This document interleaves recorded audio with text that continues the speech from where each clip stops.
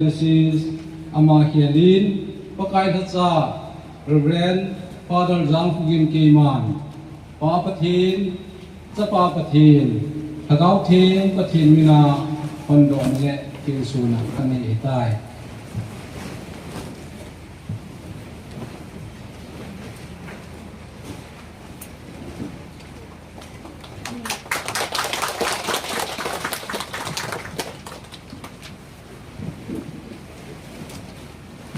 Suang sim do na ni gati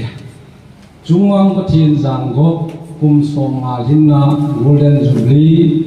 Lalfau Silho Veilam Silho 22/4/1976 22/4/2026 Tim Kidei Kitihi Tui Tampin Zong Ahau Tam Theilau Ding Tui Su Jengin Zong Alho Mang Lo Hir Ding Ahi Salomon Labu Bumdi Tang Segi Golsi Patasu Kasi Jau Tai Hai Tiet Na Kacai Tai Ta Sanju Kamol So Tai Tuat Kipat Nahi Kema Dingan Chuan Phat Na Laluku Ju Paisa Ai Tai Chuan Di Na Thutan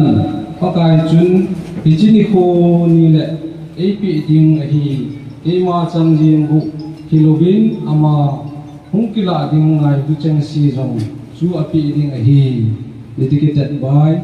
His Grace Jeremiah Moore Theodosius Bishop Manipur Second Timothy Bungli Chang Segi Chang Gi Atun Pi Azat Ho Dam Lai Song Do Tuni Hua Heji Dam Lai Song Do Jungwang Pathin Zanggo Pu El Thado Le Pi Veilam Heji Kum Som Nga Thinna Ngai Lu Na Nei Ta Ang Ki Chen Hana Kum Som Nga Chan Hong Thinna Ngai Lu Lum Sung Hi Pakai Hatsa Ke Man Pathin Mina Kalhan Bo Hata Koi Tabang Heji Song Sung Nga Hi Yang Sit Khan Sit Nun Sit Bo Lo Ma Hi Le Papatin, Zapapatin, Hagau Tiang Patin Zun, Azunga, Futan Ta Hen. Hilla Hello Ma Tong Kham Le Patin Ngai Dam Hen, Tao Na Ne Te.